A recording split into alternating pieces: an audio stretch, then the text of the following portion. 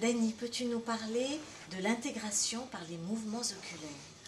C'est une approche formidable, un cadeau comme psychologue que j'ai reçu de Steve Andreas, qui avait créé cette approche-là avec Connie Ray, sa femme, en 1989. Moi, j'ai eu l'occasion de l'étudier en 92. Alors, c'est une technique révolutionnaire qui n'est pas de l'ordre de la psychothérapie, mais bien de l'ordre de la neurothérapie. On utilise les mouvements oculaires pour amener le client à retrouver les ressources qu'il possède et qui n'ont pas pu se joindre à l'enregistrement du traumatisme qu'il a vécu parce qu'il était dans un état d'urgence. Donc, plusieurs personnes s'étonnent que les mouvements oculaires puissent avoir un effet, des répercussions sur le plan psychologique. Mais, comme je dis à tous mes élèves, c'est pas une chose si étonnante quand on observe les gens. D'abord, la nuit, l'être humain utilise déjà, c'est-à-dire la nature, force l'être humain à utiliser déjà les mouvements oculaires pour intégrer ce qu'il a vécu pendant la journée.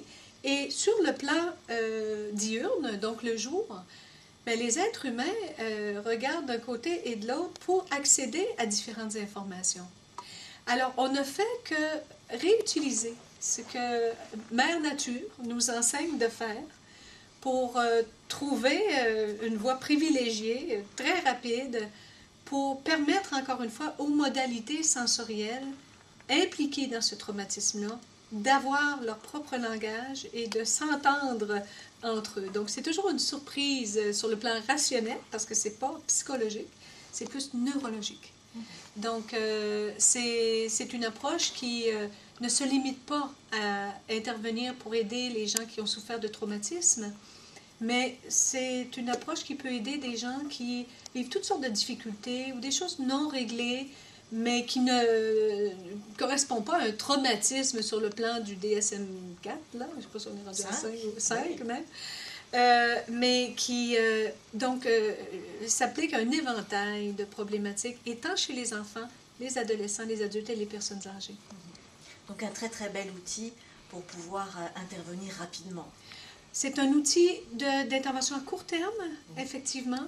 C'est un outil que bon, les gens qui l'ont appris me disent « merci, merci, quel cadeau », parce qu'il y avait tellement de problématiques. Soit je ne savais pas quoi faire, soit c'était trop long.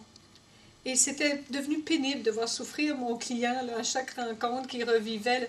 Alors que là, c'est très libérateur dans l'espace de quelques rencontres. Parfois, je dois vous dire, une seule rencontre, on obtient des bénéfices exceptionnel et c'est totalement intégré. On voit les changements dans le corps, on voit les changements dans les comportements du client, au niveau des émotions, les déclencheurs qui étaient là avant, qui avaient du pouvoir sur la personne pour le remettre dans tous ses états, passent inaperçus après l'intervention IMO. Donc oui, c'est un beau cadeau à se donner comme thérapeute.